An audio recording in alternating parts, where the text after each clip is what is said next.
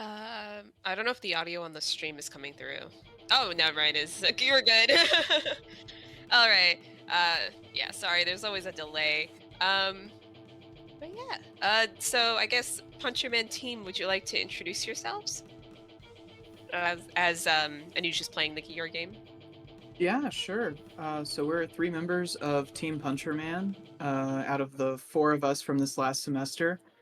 I'm Noah. I provided the original concept way back in the day, and then I've mostly been doing programming on it since then.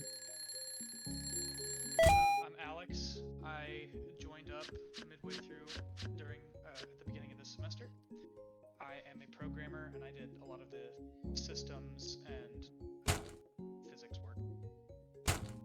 Yeah, hi, and I'm Morgan. I've been around for both of the development cycles, and I'm also mostly a programmer. So yeah. Yeah, you kind of got our programming team here. Our artist from this last round couldn't actually make it. Oh yeah, no problem. But it's cool. It's cool to see that everyone's here, or mostly everyone's here. So I guess like the first question that we always ask is, how did this game get started, and like what inspired this game? Well, let's see. I guess about a year ago now, we were in a capstone class, both me and Morgan, and we were going around, and it was kind of interesting because they actually switched up how they usually did it, and we pitched games before forming teams. And this was a game that had been in my head for a few semesters before this, and I decided if there was ever a time to pitch it, it would be for that class. So I did, and enough people in the class actually liked it that we went ahead and formed a team and started work on it. And anyway, the second development cycle, most of that team dropped out because they graduated. But Oh, but Morgan and I stuck around, and we picked up Alex and our artist Marin, who isn't here, and that's pretty much how we got to where we're at now. But Morgan, I feel like I'm leaving stuff out. So what are your thoughts? I mean, yeah, just obviously going through two dev cycles, kind of the idea of Punchman, even though, like you said, it's been around for a while now, really changed a lot. Kind of, how wacky it is, how serious it is, what kind of commentary it's maybe providing on things. But no, I mean, you did a pretty good job with the overall history. I think in terms of themes and inspiration, it's sort of a riff on the old boomer shooters and action games, as well as just like sort of a wacky physics playground. I like to say we're very inspired by Octodad, but funnily enough, Noah had never even heard of Octodad. really? Yeah, at the time of pitching it, people told me this is just like Octodad, and I was like, I don't know what that is. But I ended up looking into it this last semester while we were working on this, and I was like, wow, this really is just like Octodad. This is great. Yeah, I think during the when we screen all of the games, that was the first thought that popped into my head. Yeah, it took me 8 months to get them to finally play Octodad. And It was worth it. Yeah, awesome. And then I guess as for other questions, I guess like since Punchman's obviously like a very I guess within the game he's like a good dad, but he also just like punches things. So how does the team characterize Puncherman behind the scenes?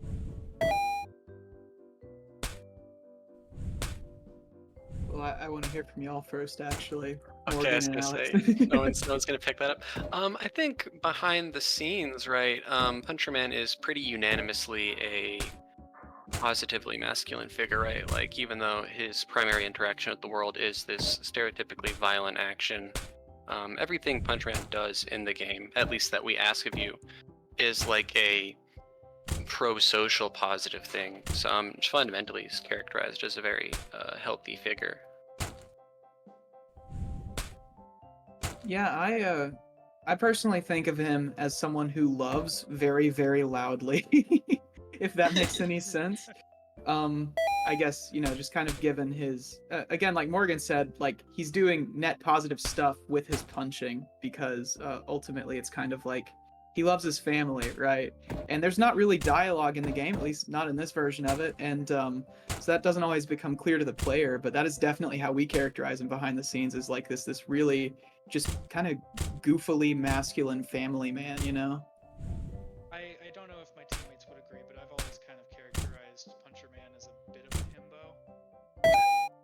Definitely a bit, yeah. Maybe a little. Okay, awesome. But I really do like that philosophy Morgan mentioned of like net positive things. Of even though like Puncherman is doing these like, punching is naturally like a really violent action, but he's just living his life, and he's caring for his kid and his family. Cool. So, yes, another question is that in relation to Puncherman himself, what lore do you wish you could have expanded upon within the game itself? For me, one of the things that I don't even think I can say it got lost in between the two development cycles. It's more like it was never able to be a very high priority because of other things that needed attention. But I wanted to explore more into his backstory. Like in the very opening cutscene, if you read any of that, it says like he has saved the world multiple times using only his fists of fury, and that's part of the concept. But we don't really show that very much, because we want to focus on again that sort of net positive, being a good dad stuff. That's the point of the game. But yeah, I think if there were one thing that I would like to go back and expand on, it would probably be that past that he has. I think another thing that sort of fell by the wayside as to puncher lore is his partner. We wanted to have a lot more interactions with the characters in the world than we ended up having time for. And as you can see by her outfit, Puncherman's wife is a nurse, and one of the places we wanted to explore initially would be, the hospital where she works.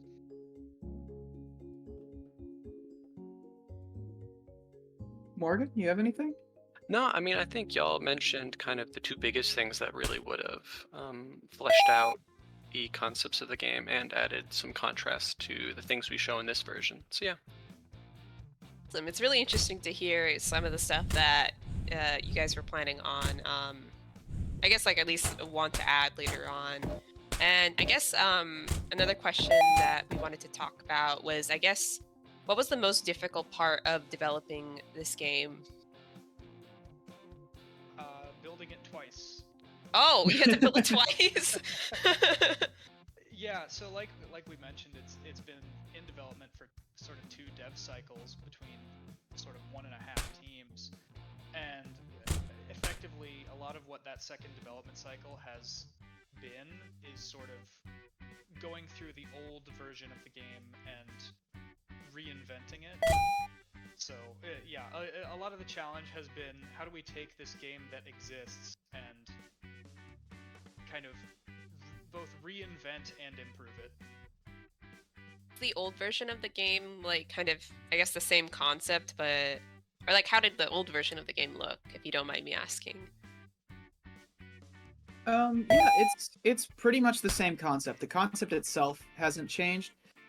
We did redesign every single environment during this dev cycle. God. They're all a little more straightforward now than they used to be. We used to have playtest after playtest where people would get lost in Puncherman's house, which is like a really funny thing to think about because it means that the very first place that you start out in is a labyrinth for people.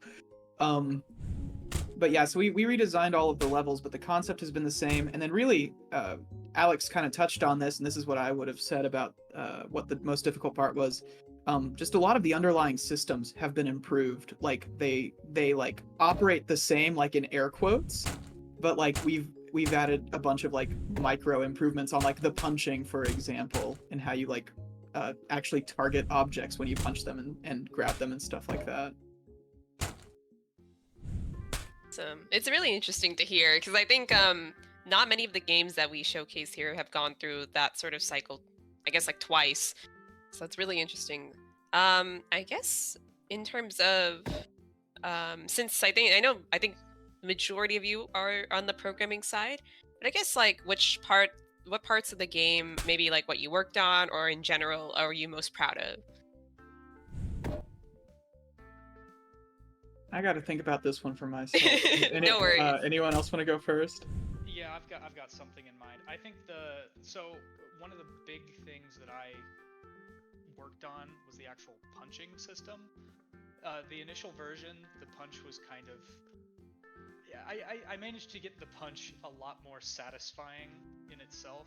Previously, it was just kind of moving the hand forward relatively fast, and I added a lot of subtle things in the background that just make it a lot more satisfying, and I'm pretty satisfied with how that is.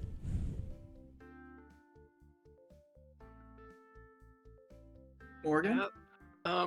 That's a tricky question. This is kind of a silly answer, but I think one of the I don't know if it's necessarily proudest moments, but I'm proud of that. It's one of the things that I think improved the most in the second version is generally people can at least beat this version of the game. Our kind of player communication was something that really needed to improve a lot from the first version. People, like Noah mentioned, would just get stuck anywhere or just constantly be confused on what to do. So a lot of the kind of communication and design changes that went into making it so that people actually, for the most part, understand what's going on a little bit better is something I think that went pretty successfully this time around. No. Alright, I haven't been watching the stream. As a hint, you might want to choose a different gift for yourself. Yeah, the trophy's not a gift, sorry. Oh, rip, I didn't even notice. Something I'm proud of, and it's not something I did, so I'm just going to brag on Morgan here, because this was a relatively recent thing. When you punch a fire hydrant, a water spout comes out, and you can, like, ride it. And Oh. That's pretty cool. it's hilarious, and I love it. And, yeah, I mean, we've been talking about something like that for a while, and just Morgan just got it in sort of recently, so it was really awesome to get that in. Sick, Yeah. yeah. But Anush, if you want to, have you tried it? Go try it. Yeah. Okay, that's sick. See what I mean? It's great. Ooh. Yay! I do enjoy the physics in this game. They're so fun. That's one of the things that we find the most fun is just letting the physics do their weird thing. Yeah. Well, I guess what since you guys are I guess mostly the programming side, were the physics really hard in this game, or were you just like letting them kind of be free? I feel like yes and no. It's a delicate balance, because in a game like this, it's the most fun when the physics are a little wacky, but there's a very big difference between physics that are silly and physics that are annoying. So, yeah, there was some difficulty trying to find that balance, but most of the terrible bugs have been ironed out by now. Yeah, well, and I'm sure you definitely remember this, Noah, but we kind of found out that you have to walk a pretty fine line between physics that are janky in a fun way and physics that people just scratch their heads at. So early on, the physics were deliberately even more over the top, but people just constantly thought it was something breaking. So toning it back just a bit, but keeping it super silly was something we had to kind of balance through development. Yeah, I'm glad you mentioned that, because it was it's actually really funny how some of these things worked, because in some of our super early versions, we had it so that when you punched some objects, you know, there would be a chance that they would have their gravity disabled, and then they'd just go flying and they would never fall back down, right? And that was awesome, except that, like Morgan said, once we play tested it, people were like, hey, your physics engine is broken, you should fix that. And it's like, okay, we did not make it clear that that is intentional and you should be laughing at it. That is fair. And so it was interesting, because it was like things would disobey gravity, and then we had a few rounds where we just didn't do that anymore, so people would stop telling us our physics was broken. And then once we actually added in more polish, we introduced it again. And so it was like it was there, and then it was gone, and then it was back again. That's interesting. I guess kind of the theme I'm seeing is that a lot of the development of the game was focused on like player communication in that respect as well, of like kind of making sure that there's like that balance between wacky and funny, and then actually like communicating to the player of like, you know, this is supposed to happen, it's supposed to be a little wacky. Right. Yeah, awesome. Yeah, it's interesting, right? Because we're a small team, and like we don't have any dedicated writers on our team, so that was always very interesting for us. Was like we were like, okay, we all kind of have to collaboratively figure out how best to communicate these things to the players from our programmer and artist perspectives, you know? Yeah. Well, it went well, clearly. Yeah, but and I guess like my second to last question, it's like, do you guys have any plans for future development on this game? We'd like to. It's sort of up in the air at the moment, but we're thinking of polishing it up a bit more and shopping it around to publishers to see if anyone's interested. Oh, interesting. Yeah.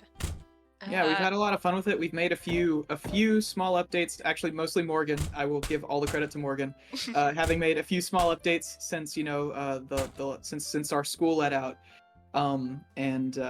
Yeah, we're hoping to keep a few more coming, and then, like Alex said, see if we can't get anyone interested enough to pick it up. Yeah. Real quick, try just be a step back from the tree, and then kind of toss the pinata at it. Sorry. Yeah. Okay, there we go. Sorry, just want to make sure you actually got to finish. Oh, neat. Yay! Okay, I guess yeah, I hope it gets picked up by a publisher. Like we all on the officer team, all of us had like a fun time with this game. Oh, well, that's really nice to hear. To hear that. So I guess like since we're coming up on the time, Yeah, actually, Anuja's finishing this right in time. oh yay, nice. Okay. I guess like as he's finishing it, do you guys have any like thing you wanted to shout out, like anything or anyone, or if you want to shout out your socials, or if your game has socials? Yeah, we're on Twitter at PUNCHERMAN_game.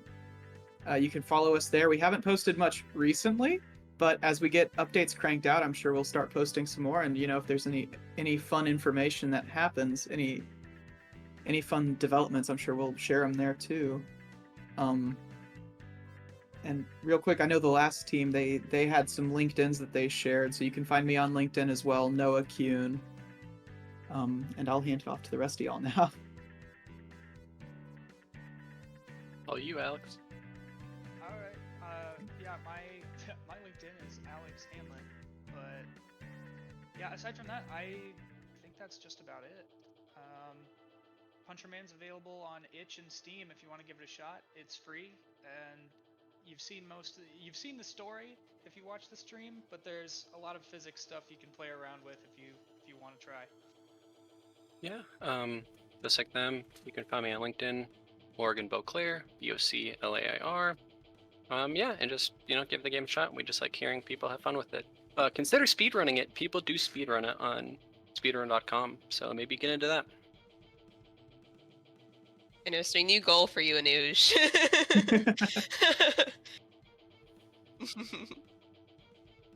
You can do it. Yeah, awesome. Thank you guys for coming by to talk with us and sharing PUNCHERMAN with us. Next up on the stream will be our production panel, so that'll be up and ready at around 4:30. So yeah, awesome. Thanks for